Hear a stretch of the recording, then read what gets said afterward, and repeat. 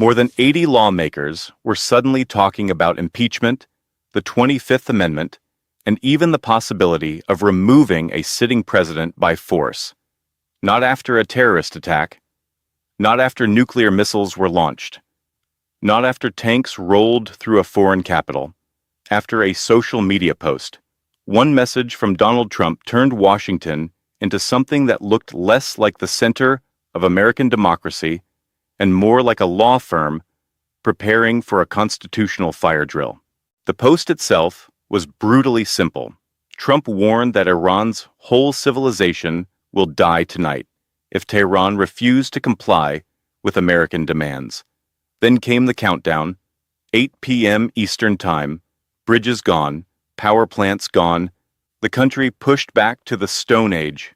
That language matters because presidents are supposed to speak like commanders, not men daring the world to test how far rage can travel before law collapses behind it. And within hours, Democrats were no longer arguing over policy. They were openly discussing whether Donald Trump was mentally fit to remain in office. That escalation is the real story here, not the ceasefire, not the cable news shouting, the speed. Washington moves slowly when powerful people are in danger. Congress usually hides behind procedure the way frightened executives hide behind lawyers. Committees delay, statements soften, nobody wants to touch the live wire first. But after Trump's Iran threat, more than 70 congressional Democrats moved almost immediately toward the most extreme constitutional language available. Impeachment, removal, the 25th Amendment. Representative John Larson introduced articles of impeachment. Representatives Sri Thanadar and Jasmine Crockett formally urged Vice President J.D. Vance and the Cabinet to invoke the constitutional mechanism designed for presidents considered unable to discharge the duties of office. And notice what was not being said by the White House. There was no detailed clarification about civilian protections. No careful explanation, limiting targets strictly to military infrastructure. No reassurance that congressional authorization would be sought before escalation. Instead, Trump doubled down publicly with the swagger of a man who still thinks intimidation automatically translates into strength. That may work in real estate negotiations. It may work in television. It does not calm financial markets, military planners, foreign governments, or lawmakers staring at nuclear-era consequences. Then came the ceasefire announcement, and this is where the logic completely broke apart. Trump suddenly announced a temporary truce with Iran just before the deadline tied to his own threats expired. His allies framed it as master negotiation. Critics saw something else entirely. A president setting fire to a room, then demanding applause for briefly lowering the flames. Senator Chris Murphy openly mocked the strategy, arguing Trump had effectively handed leverage to Iran while pretending he had secured victory. Representative Jim McGovern pointed out the absurd contradiction directly. Trump was now offering to stop bombing Iran in exchange for reopening the Strait of Hormuz, a route critics noted had not even been blocked before the escalation spiral began. That contradiction transformed this from a foreign policy argument into a competency argument. Alexandria Ocasio-Cortez escalated the pressure further, saying the ceasefire changed nothing because threatening mass destruction itself disqualified Trump from office. Senator Ed Markey warned that presidents cannot casually threaten war crimes and expect Congress to simply move on once the headlines cool down. Melanie Stansbury made the point even more bluntly, announcing a 2-week ceasefire moments after threatening catastrophic violence does not magically prove fitness for office. In fact, for many lawmakers, it proved the exact opposite. And that is the point where this stopped looking like another Trump controversy and started resembling something much more dangerous. A government quietly losing confidence in the stability of its own commander-in-chief. Because once members of Congress begin publicly debating the 25th Amendment, they are no longer arguing about ideology. They are arguing about capacity, fitness, judgment, emotional control under pressure. Those are words normally reserved for closed-door medical briefings and national security emergencies, not campaign season political warfare broadcast live across television screens. The White House tried to frame Trump's language as strategic pressure, but that explanation collapses the moment you examine the wording itself. Whole civilization will die tonight. That is not targeted deterrence. That is not carefully calibrated diplomatic coercion. That is the language of total destruction. And the reason lawmakers reacted so aggressively is because history already taught Washington what happens when leaders begin treating catastrophic escalation like reality television cliffhangers. You cannot normalize threats involving civilian collapse, then act shocked when the constitutional system starts preparing emergency exits. What makes this even more explosive is the legal architecture surrounding the 25th Amendment itself. The process is intentionally difficult because the framers understood the danger of weaponizing presidential removal. Vice President J.D. Vance and a majority of the cabinet would first need to declare Trump unable to discharge the duties of office. Then, if Trump contested that declaration, Congress would need a two-thirds vote in both chambers to sustain it. Those numbers are nearly impossible under normal political conditions, which means the significance here is not whether removal will actually happen tomorrow morning. The significance is that serious lawmakers crossed the psychological line of discussing it openly at all. And while Democrats were speaking loudly, Republicans were speaking softly, which in Washington is often much more revealing. Senate Republican leadership did not rush to television cameras with aggressive defenses. Major Republican committee chairs did not flood the media with unified talking points. Instead, the response from much of the party sounded cautious, delayed, strangely muted. That silence became its own headline because political silence during a crisis usually means internal panic is already underway. Then Senator Lisa Murkowski stepped forward and shattered the illusion that all Republicans were comfortable defending Trump's rhetoric. Murkowski called the threat against Iran's civilization inexcusable and warned that such language violated the principles America claimed to uphold for nearly 2.5 centuries. That statement hit Washington like a crack appearing inside a damn wall. Murkowski is not a fringe activist. She is a senior Republican senator with deep institutional credibility, especially on defense and appropriations matters. When someone like her publicly distances herself from a Republican president during an international crisis, other Republicans begin calculating whether loyalty is becoming politically radioactive. And behind the scenes, that calculation was already happening. Republican strategists were reportedly terrified this Iran escalation could become another suburban voter catastrophe heading into the 2026 midterms.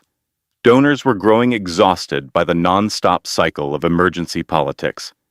Even some conservative voices, who normally defend Trump, instinctively struggled to justify rhetoric about erasing civilizations and sending countries back to the Stone Age.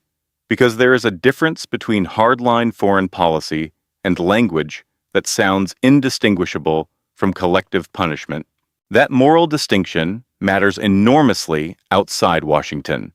Ordinary Americans watching this unfold are not constitutional scholars. They are parents hearing elected officials debate whether the President of the United States should be removed while simultaneously discussing potential war in the Middle East. They are veterans hearing civilian infrastructure described like disposable bargaining chips. They are looking at grocery prices, mortgage payments, unstable markets, and another possible military confrontation overseas, while political elites argue about whether the man controlling the nuclear arsenal is psychologically stable enough to remain in office for one more day. And once public fear enters the equation, institutional pressure accelerates fast, much faster than politicians expect. That acceleration is exactly why the conversation inside Washington became so alarming over the next 48 hours. The rhetoric did not calm down after the ceasefire announcement. It escalated. Lawmakers moved from talking about removal to openly floating ideas that, until recently, sounded completely unthinkable in modern American politics. The possibility of arresting a sitting president if the constitutional process failed to contain the crisis. And before anyone dismisses that as fringe theater, understand what was actually happening beneath the noise. Members of Congress, legal analysts, and former officials were testing scenarios out loud because they no longer trusted the traditional guardrails to hold under pressure. That is the part most Americans never see. Publicly, Washington performs confidence. Privately, it prepares for disaster. Staffers draft contingency memos. Legal teams examine emergency authorities. Intelligence officials monitor escalation risks. Congressional leaders game out worst-case outcomes they hope never become necessary. And according to multiple lawmakers speaking after Trump's Iran threat, the fear was no longer hypothetical. The concern was that a president already under enormous political and legal pressure might continue escalating recklessly if he believed chaos itself improved his leverage. That concern did not appear from nowhere. Democrats began stacking evidence publicly with almost prosecutorial precision. First came Trump's Truth Social threat about destroying Iran's civilization. Then came the deadline. Then came the language about bombing infrastructure and sending the country into the Stone Age. Then came the abrupt ceasefire announcement framed as victory. Layer by layer, critics argued the pattern revealed not strategic discipline, but impulsive escalation, followed by improvised retreat. The accusation was not merely that Trump was aggressive. The accusation was that his decision-making process itself had become unstable. And notice another critical detail. Trump's defenders never fully addressed the underlying constitutional concern. They argued strength. They argued deterrence. They argued negotiation tactics. What they did not convincingly explain was why a president facing accusations of instability continued using rhetoric guaranteed to intensify those exact accusations. Every new inflammatory statement functioned like gasoline poured onto an already active fire. In political crises, perception often matters as much as legal reality. Trump kept feeding the perception that he could not control escalation because he appeared emotionally addicted to escalation itself. That psychological dimension is what makes moments like this terrifying for institutions. America's constitutional system was designed to restrain ambition through competing branches of power. It was not designed for a non-stop media environment where emotional impulses can instantly become international incidents before advisors even enter the room. One social media post now has the power to move markets, trigger military alerts, terrify allies, and provoke constitutional debate inside Congress within a matter of hours. The presidency was once insulated by process. Donald Trump bulldozed much of that insulation years ago. And now Washington is confronting the consequences of that transformation in real time. Because if presidential communication itself becomes indistinguishable from provocation, then every future crisis becomes harder to contain. Allies stop trusting stability. Adversaries start probing weakness. Markets begin pricing uncertainty directly into the economy. Military planners lose confidence in message discipline. Meanwhile, ordinary citizens are told to believe everything remains under control while lawmakers openly discuss whether the commander-in-chief should be removed from office before another escalation spiral begins. That contradiction is politically devastating. Governments survive crises when the public believes adults are still driving the vehicle. But what Americans witnessed this week looked less like controlled leadership and more like passengers arguing over whether the pilot should still be in the cockpit while the plane was already hitting turbulence. And once that image enters public consciousness, it becomes extraordinarily difficult to reverse, because every new outburst reinforces it further, which is exactly why some Republicans privately started asking a question they never wanted to ask publicly. What if Donald Trump himself was becoming the greatest threat to Republican survival? Because political parties can survive scandal, they can survive corruption investigations, they can even survive unpopular wars for a while if voters believe there is still a functioning chain of command somewhere behind the curtain. What parties struggle to survive is the perception of uncontrolled instability at the top. And that is the nightmare now spreading quietly through Republican circles after Donald Trump's Iran escalation. Not merely that Democrats are furious. Democrats are always furious. The deeper fear is that independent voters, suburban moderates, military families, and exhausted swing state Republicans are beginning to see Trump less as a strongman and more as a source of permanent national volatility. That shift is fatal because Trump's entire political identity depends on the illusion of dominance. He built his brand on the idea that only he could control chaos. Only he could out-negotiate enemies. Only he could bend institutions without breaking them. But this week, Washington watched something very different unfold. A president threatened catastrophic destruction, triggered bipartisan alarm, sparked constitutional panic, then attempted to walk everything backward with a temporary ceasefire that satisfied almost nobody. Democrats saw recklessness. Republicans saw political danger. Allies overseas saw unpredictability. And adversaries saw an American government publicly questioning the judgment of its own leader in real time. That image alone damages the presidency regardless of what happens next. Because once lawmakers begin discussing whether a sitting president represents a danger to constitutional order, every future action becomes filtered through suspicion. Every speech becomes a psychological evaluation. Every foreign policy move becomes a stability test. Every late-night post becomes another potential trigger for market panic, military escalation, or institutional confrontation. The office itself starts losing the presumption of steadiness that American power depends on internationally. And the cruel irony here is that Trump may have accelerated the exact scenario he always tried to avoid. For years, he framed himself as the victim of a corrupt establishment, desperate to remove him by any means necessary. But moments like this hand his opponents the one thing they lacked before, a national security argument powerful enough to move beyond ordinary partisan hatred.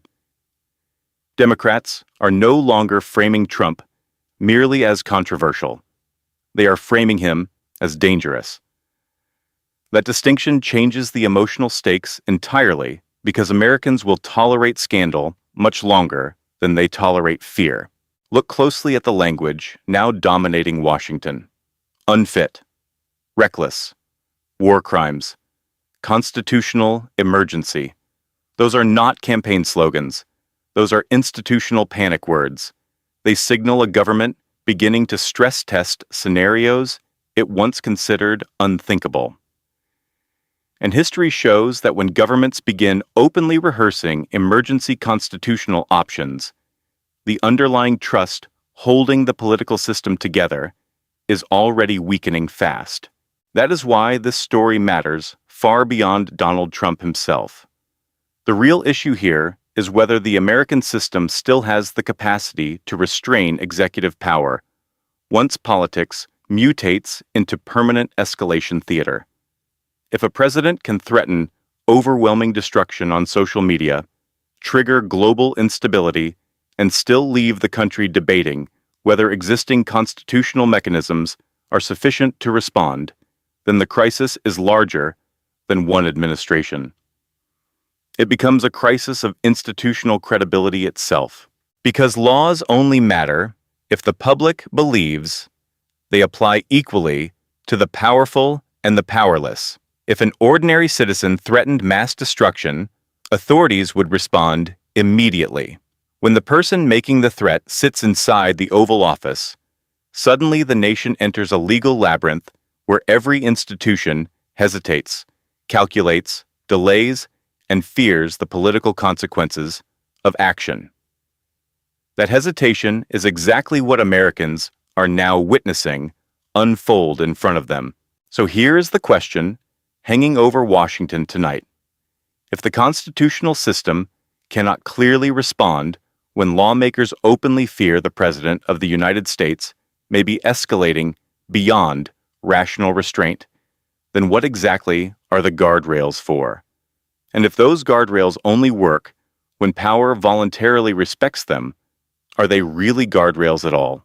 If you think this crisis is moving faster than anyone expected, hit like, share this video, subscribe, and turn on notifications. Drop your thoughts below. Do you believe America's institutions are still strong enough to contain a moment like this? Or are we watching the beginning of something far more dangerous?